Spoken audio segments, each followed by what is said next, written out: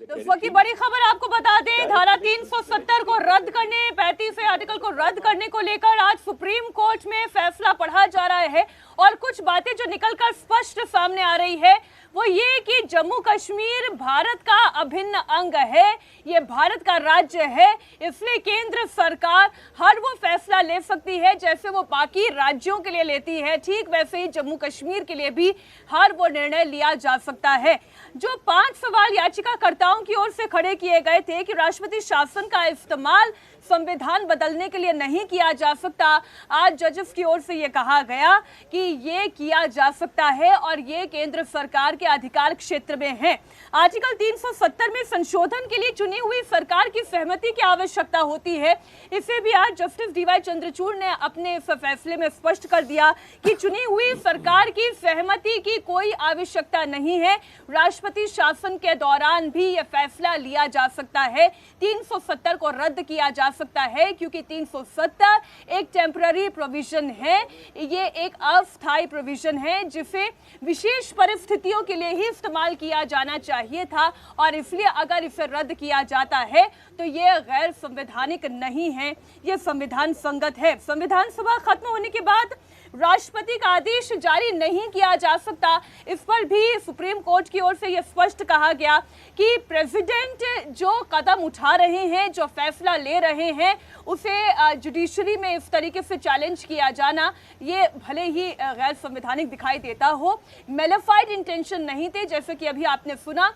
इसमें ऐसा कोई भी भाव नहीं था जिसे आप क्वेश्चन कर सकें। राज्य को केंद्र शासित प्रदेश बनाना संविधान के आर्टिकल 3 का उल्लंघन है, उस पर भी आपने जस्टिस डीवाई चंद्रचूड़ को सुना। यानी एक एक करके जो सवाल उठाए गए थे उन सभी सवालों को यहाँ पर अगर हम कहें कि ये सीधे मुंह आकर गिरे हैं, ये गलत नहीं होगा। गौनिका हमारी सहयोगी जुड़ी हुई है। गौनिका, जो 5 सवाल थे वो 5 सवाल धराशायी हो गए सुप्रीम कोर्ट में। बिल्कुल, एक तरीके से कहें 5 सवाल धराशायी हो गए, जिसमें से एक सवाल तो ऐसा था जिसको चैलेंज भी नहीं किया गया था, इसीलिए कोर्ट ने उस पर किसी भी तरीके से कमेंट करने से, फैसला करने से इनकार कर दिया। अब जो आखिरी एक अभी जो अपडेट आया है जिसमें कोर्ट ने ये कहा है कि रीऑर्गेनाइजेशन जम्मू कश्मीर का जो हुआ, यानी कि उनको जब यूनियन टेरिटरी में कन्वर्ट किया गया, जिसको लेकर ये बार बार कहा जा रहा था कि क्यों आखिर जम्मू कश्मीर को यूनियन टेरिटरी बनाया गया है, लद्दाख को क्यों यूनियन टेरिटरी बनाया गया है, जिस पर कोर्ट ने साफ कहा कि सॉलिसिटर जनरल से जब हलफनामा मांगा गया था कोर्ट में तो उन्होंने ये कहा था कि जम्मू एंड कश्मीर का जो स्टेटस है यूनियन टेरिटरी का वो टेम्परेरी है, वो परमानेंट नहीं है, उसको सिचुएशन के हिसाब से वहां पर उसको स्टेटहुड दिया जाएगा, यानी कि उसको दोबारा स्टेट में कन्वर्ट किया जाएगा और वहां पर इलेक्शंस होंगे। ये कोर्ट में साफ तौर पर सॉलिसिटर जनरल ने कहा था और इस एक सॉलिसिटर जनरल का कुछ ऐसा कहना, वो भी लिखित में कहना, ये बहुत मायने रखता है और इसीलिए कोर्ट ने उस बात को माना है। कोर्ट ने ये साफ तौर पर कहा है कि सॉलिसिटर जनरल ने कोर्ट में ये लिखित में दिया है, इसीलिए इस बात को हम मानते हैं कि जम्मू एंड कश्मीर को दोबारा से स्टेट में कन्वर्ट किया जाएगा। उसका यूनियन टेरिटरी बनना एक टेम्परेरी उस वक्त का सोल्यूशन था, वो परमानेंट सोल्यूशन नहीं था और यही वजह है कि कोर्ट ने इस बात पर फैसला देने से इनकार कर दिया। उसके बाद जब लद्दाख को लेकर कहा गया तो लद्दाख को लेकर ये कहा गया कि जो सेक्शन 3 है, उस आर्टिकल 3 है, वो अलाउ ये करता है कि किसी भी आप स्टेट को यूनियन टेरिटरी में कन्वर्ट कर सकते हैं, जिसका जो डिसीजन पार्लियामेंट ने लिया था वो ठीक लिया था और इस सवाल को फिलहाल कोर्ट ने कहा कि हम ओपन छोड़ते हैं, यानी कि आगे इस पर फैसला और लिया जा सकता है। लेकिन फिलहाल कोर्ट ने इस बात को जरूर मान लिया कि यूनियन टेरिटरी कन्वर्ट किया गया था वो ठीक था और वो टेम्परेरी था, उस बात को भी कोर्ट ने मान लिया। जो बात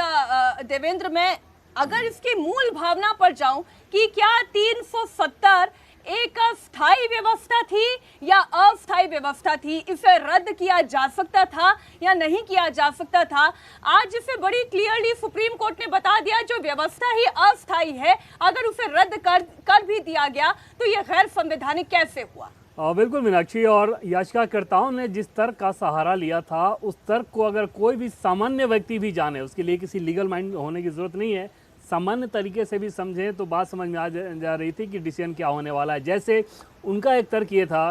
क्योंकि संविधान सभा ने ये स्टेटस दिया था,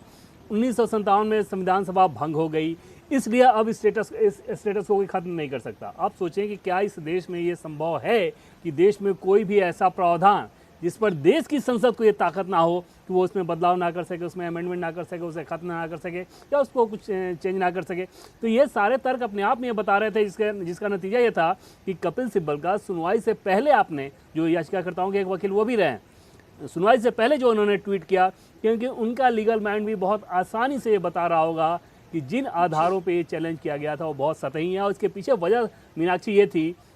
इस फैसले को लेने से पहले गृह मंत्री अमित शाह ने 1 से 1.5 महीने तक विधि विशेषज्ञों के साथ गहन तरीके से मटेरियल लेके इसका अध्ययन किया था और उसके बाद वो इस नतीजे पहुंचे थे। तो समझा जा सकता है कि उनको भी बखूबी मालूम था कि कोर्ट में इसे चैलेंज किया जाएगा, लेकिन चैलेंज करने से पहले उसकी वैलिडिटी की जांच कर ली गई थी, इसलिए फैसला लिया गया।